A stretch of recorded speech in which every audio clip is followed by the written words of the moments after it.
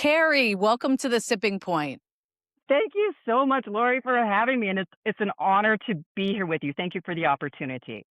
Well, I'm such a huge fan of Gruet for many, many years, and I'm thrilled that I have finally have you on the podcast to talk about the brand and your wine experience. And it's one of my go-tos that I always tell people that I always have something Gruet in my fridge just for that Tuesday night or that friend that stops by. And I just love that the wine is delicious and affordable. I love it. Thank you. I love to share with people that, sparkling wine is not just for special occasions. It's on any day that ends in Y.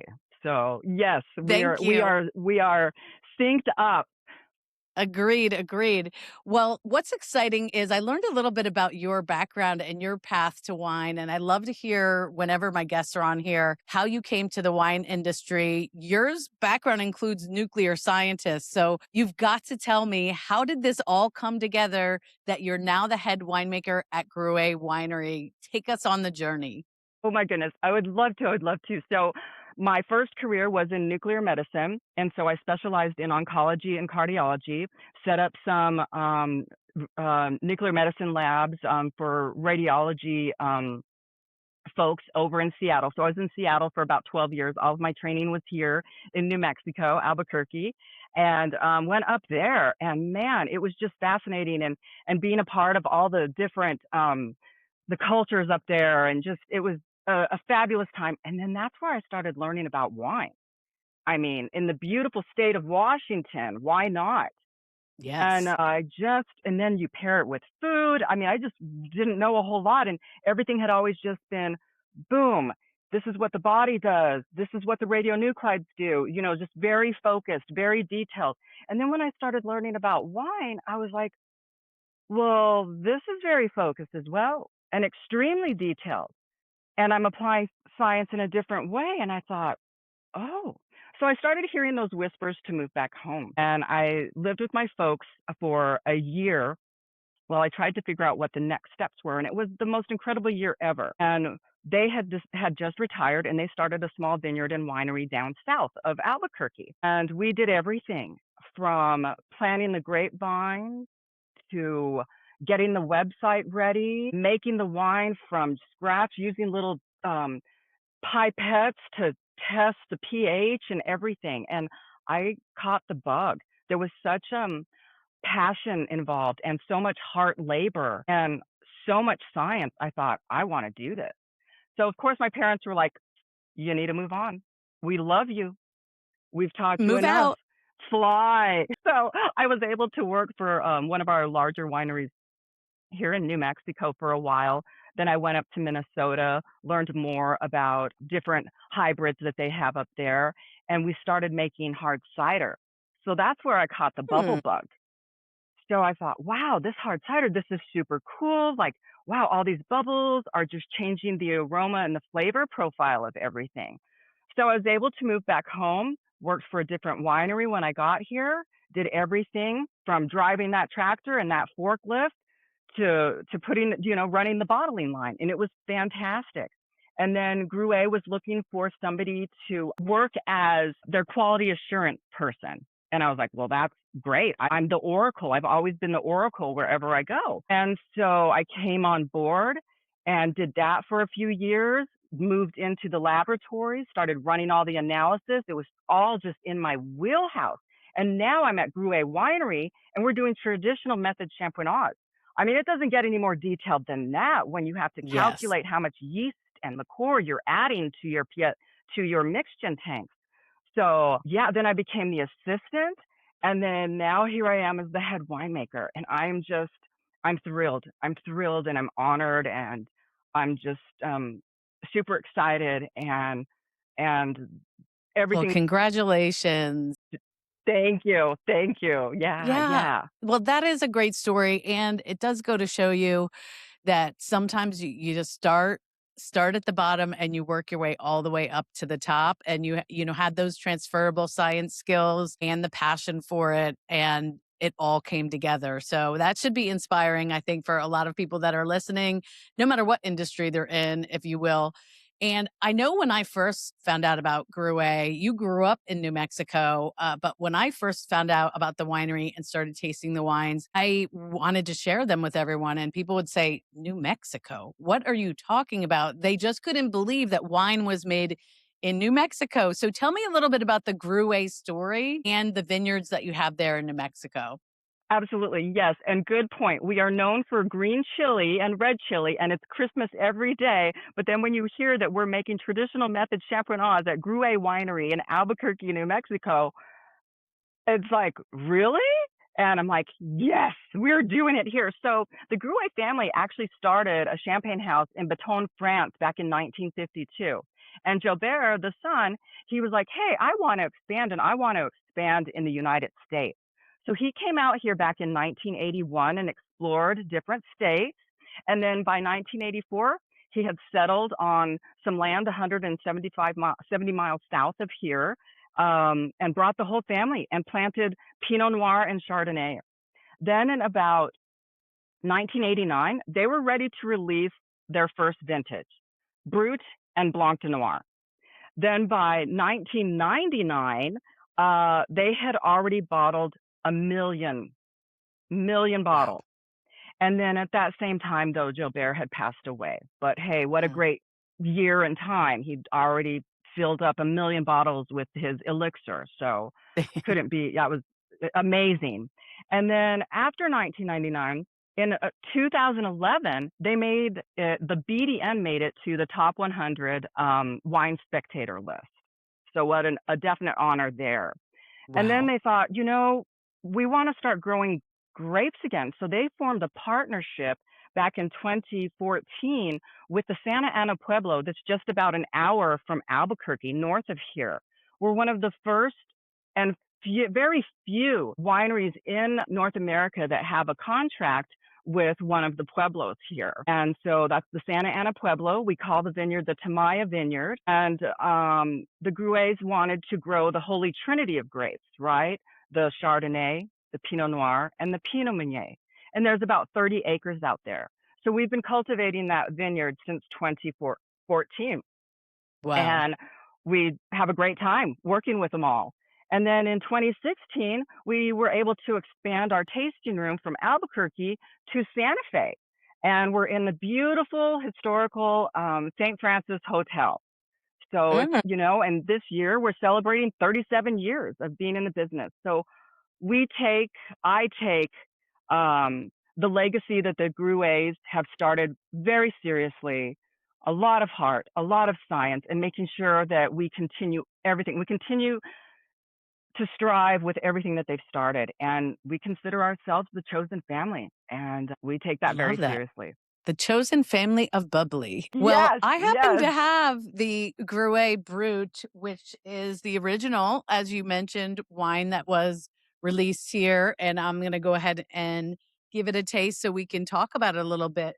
But I absolutely. noticed that you have a new look with your labels. So before I get to sipping on this beautiful brood, tell me a little bit about the new look and what the vision was for that. So, there always comes a time for a rebrand, and we have this incredible artist and just so connected to everything and anything that she does. And so they decided, it's about time. Let's go ahead and rebrand. And so we have already laid down, we've already disgorged in labels, Brut and Blanc de Noir in our new label packaging. And it's boom, it's beautiful, it's classy, it's sophisticated. There's nothing wrong with this. This is gorgeous. But we're always ready for a change. And we all thought, yeah, the time is here. Okay, the Gruet Brut. One of the things, both of the wines we're going to taste, both the Brut and the Sauvage Rosé, which we'll get to later, are both a blend of Chardonnay and Pinot Noir. And but the Brut specifically, 80% Chardonnay, 20% Pinot Noir. Brut, meaning obviously it's going to have less than 12 grams per liter. Looks like yours has 8 of residual sugar. So tell me a little bit about, this to me, if you want that champagne taste on, a very affordable, I can find this in my market for 17.99, but I've seen it other places, depending on where you are, for a little bit less, a little bit more. But tell me a little bit about the vision for the Brut and where this fits into the line for you. So this is our sleek sparkler. Very Mhm. versatile, right? As you said, like some years it's 80%, 20%, 70/30, 60/40. It just depends on the harvest year. This is our go-to. This is so nicely priced. Like you said, 17.99. Over here in New Mexico, we can buy it for 12.99. So, I mean, I need yeah, to it's visit. incredible. And the quality is consistent. The beautiful mousse, the bubbles are consistent. The nose, and every, like right now in this one, I get a little of a green apple and golden Yes. apple. Sometimes I get the hits of cinnamon, and you can drink this alone. You can pair this with something. This is great for any kind of mimosa, mango, orange. What else have I seen and I tried? love grapefruit. I like grapefruit The myself. great, Yeah. yes, yes. This is where the Gruet bubble waltz starts. This is where it starts. And so it's very important for us. We just had our assemblage process team come in a couple of weeks ago. And, this is the foundation of Gruet. And so it's very important for us to continue making it and making it a little bit better every year when we can. So, Yeah, and if you don't mind, and I would think, I know I hammer these things home all the time, but telling people a little bit about what's so special about Method Champenoise. People have Prosecco, and Prosecco is a totally different process. Method Champenoise, or the method of champagne, produces a specific type of wine, a specific flavor profile. It's a little bit more intense, it's a little bit more expensive, and it gives this great that bready and nutty notes that I'm getting on this. Tell, our listeners what is so special about that and what signifies Method Champenois. yeah, absolutely. This is my favorite part. So it's the Saccharomyces, right? It's that pied de couve or that yeast culture. So for us, so the method champenoise is where the secondary fermentation occurs inside the bottle. And so here at Gruet, we bottle Entourage every month for about a week. So right now we're currently bottling Entourage. So we have this beautiful pied de couve going. And so basically what makes Method Champenoise is those yeast cells. The Saccharomyces, the pied de couve, that yeast culture, it is the heart of the champanization process. And that's because after they've contributed what they contribute during secondary firm, when they pass away, they're still contributing. They just provide these depths and these layers of our brioche-ness. That's where that nuttiness, maybe Mhm. some hazelnut comes from. I mean, for me, those yeasts, even when they're passed on, I mean, they're still just working very, very hard. But that is what makes this process so special, is that pied de couve, the yeast culture. Yeah, and so when you're gonna make still wine from Chardonnay and Pinot Noir, and then you're gonna blend it in the ratio we discussed, and then you're gonna put a little bit of sugar and that special yeast that you talked about in the bottle with that crown cap, looks like a beer cap, people. And then how long after that secondary fermentation happens, it creates the bubbles, CO2, and they're trapped. But after those yeast cells die, we call them lees, how long does the wine, specifically maybe this one, lay with those lees to give it that brioche bready yumminess? Yeah, great question. So we typically allow them to age on their lees for about 18 months. And then we have some wines that we have lay on their lees for about 5 years. We have one that we're looking at for 10 years. So, it's just like those lees, they are non-stop with their process. So they They're contribute magic. so much. Who knew They yeast really was are. magic? Well, you do. You know that. I do. Yeah, I do. I do. That's so great. Well, we talked a little bit of winemaking in New Mexico, and I know you have wines that are specifically New Mexico appellations, but then you also blend in with some of these wines under the American appellation grapes from other places where you have vineyards. So tell me a little bit about how you mentioned assemblage, which is the blending. So not only are you blending two different grapes, you're blending different places as well in that. So tell me a little bit about the different vineyards and how that makes this special as well. Yeah, so for us, it's really important. We have vineyards in Washington, Oregon, Idaho, California, the Lodi Central region there, and then here in New Mexico. And so we really value everything that those grapes, those vineyards offer. Because in the end, what happens is they allow and they create the complexity, the consistency that we're looking for. And we're trying to assimilate to everything that happens in France. So in France, we have the assemblage process. So once all the wines are brought in from the 2025 harvest, all our samples are coming in, we get the team together and we put together those cuvées, right? And, we can't do that. I mean, we can't do that with just wines from New Mexico or wines from Lodi. And so, because Lodi offers these tropical notes, and Washington has those beautiful cherry blossoms. They offer this other complex aroma, flavor, profile. So we have just a great time. In New Mexico, I'm so excited. It's always nice being homegrown when we can bring and dial in 100% sparkling wine from New Mexico. We just really strive for working with and continuing our partnerships with the different vineyards here. And yeah, I'm excited because we just finished our assemblage, as I talked about, and we've got a New Mexico Brut 100% that'll be available in about 18 months, probably a little closer to 2 years. And then we have, of course, our Pinot Meunier. We really, really love making that 100% Pinot Meunier blend from our Tamaya vineyard up north.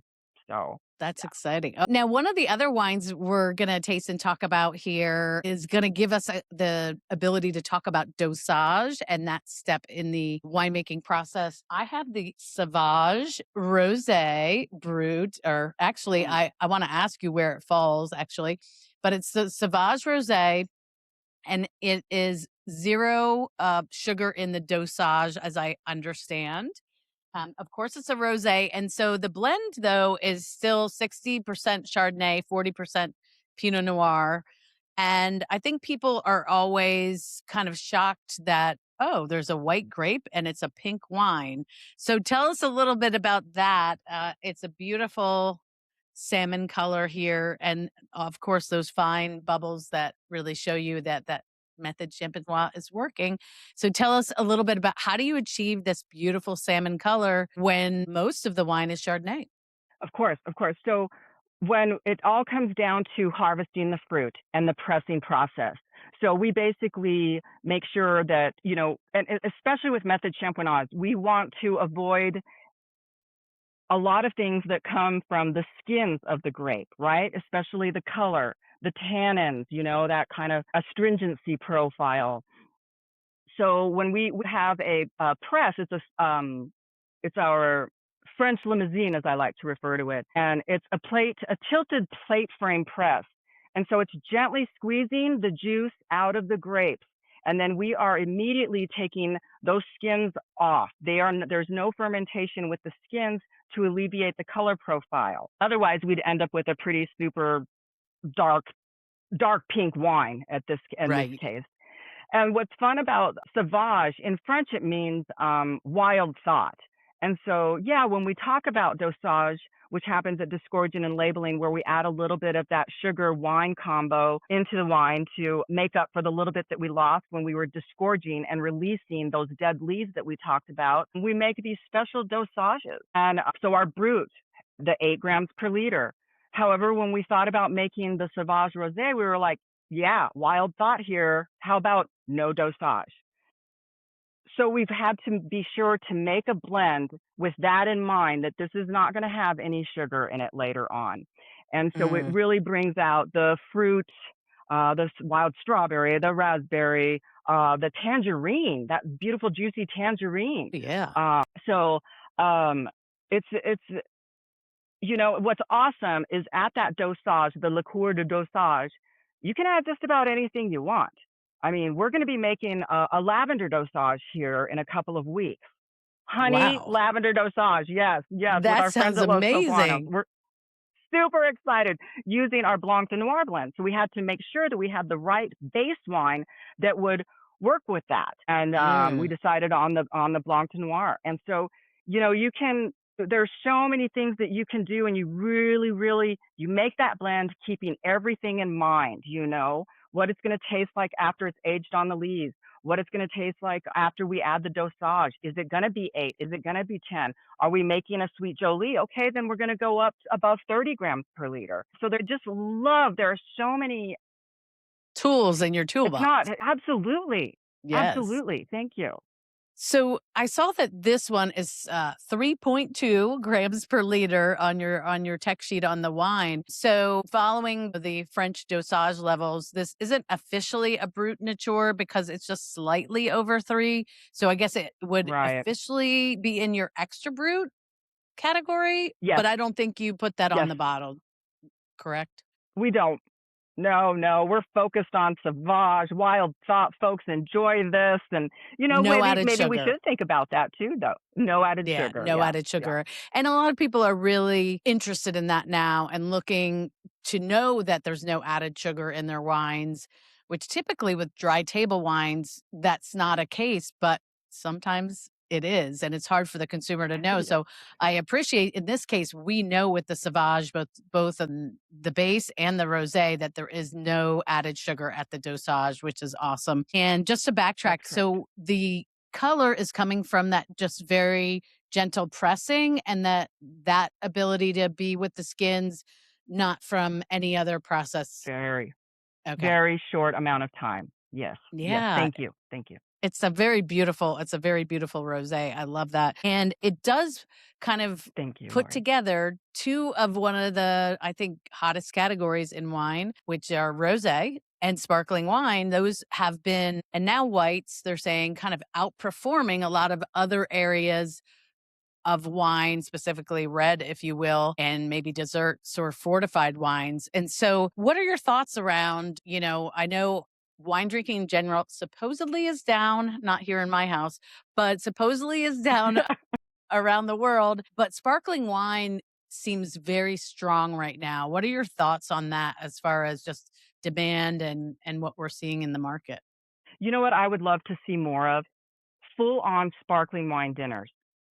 I don't Yes. know why that doesn't happen enough. We just did one for New Year's Eve in Del Norte, Colorado, at the Hotel Windsor, a beautiful, amazing place. And this was 8 courses, Mm. and every wine was a Gruet sparkler. And I thought, okay, when we were going through it all, I thought, wow, like our palates are just going to be shot. No, no.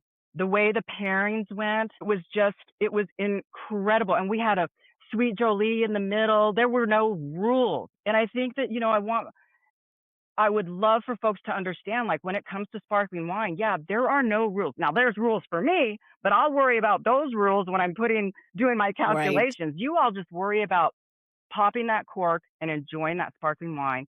But yeah, I think we can even just be even bolder with our sparkling wine here in the United States. And I love that we're sparkling wine, traditional method champenoise. It is popular here. It should Hmm. be. I mean, it's something, and especially with like here in New Mexico. I mean, those bubbles cleanse the palate when we're getting into our red and green chili burrito or whatever it is. And I just let's keep it moving forward here. And so we'll do Yes. our due diligence by continuing to create consistently beautiful sparkling wine. And yeah, let's do more all 100% sparkling wine dinners. I would love to Yes. see that.